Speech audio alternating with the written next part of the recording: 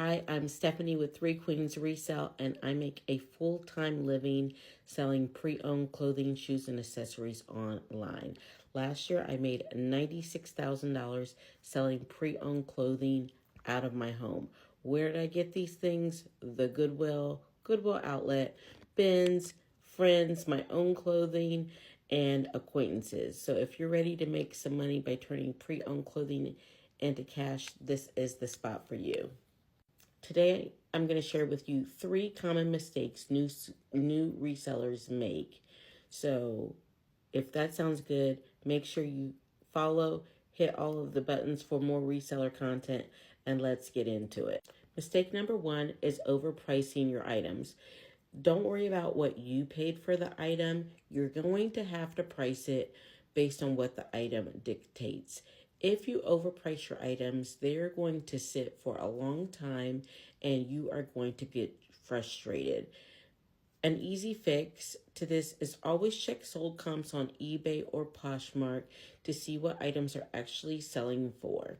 That way you can price accordingly. Give yourself a little wiggle room by pricing a little higher for offers or shipping discounts that you might want to provide to the buyer. Mistake number 2 is not inspecting your items closely enough or not talking about or disclosing flaws in the listing. First of all, I'm a big proponent of selling things in good to excellent pre-owned condition that have been laundered. When you don't launder things or inspect them, you are going to miss stains, holes, missing buttons, other flaws with the garment that you would not have missed had you taken the time to inspect it and launder it.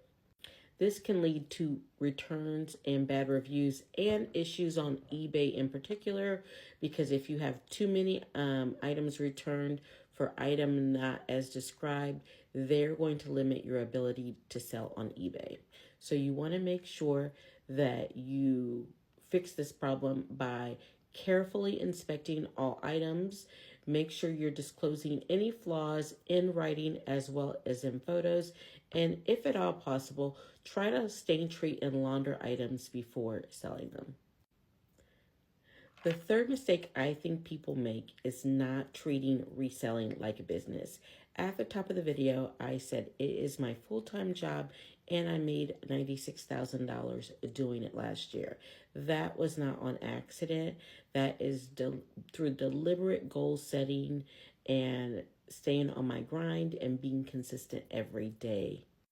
A lot of times when you're new, you might post inconsistently or not track your profits and expenses, be buying more than you're selling, or just like buying more than selling, which leads to death piles. Some people call them money piles. But if you're never going to list the stuff, it's a death pile.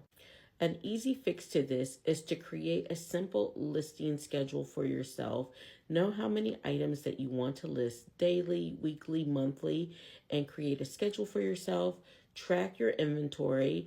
Make sure that you are bringing in enough profit to maintain the listing schedule that you want. For example, if you want to list 100 items a month, but you're only selling like 30, you might not be bringing in enough money currently to list 100. So you're going to have to back down your listing goal so that you can not go in the red buying more inventory than you're selling.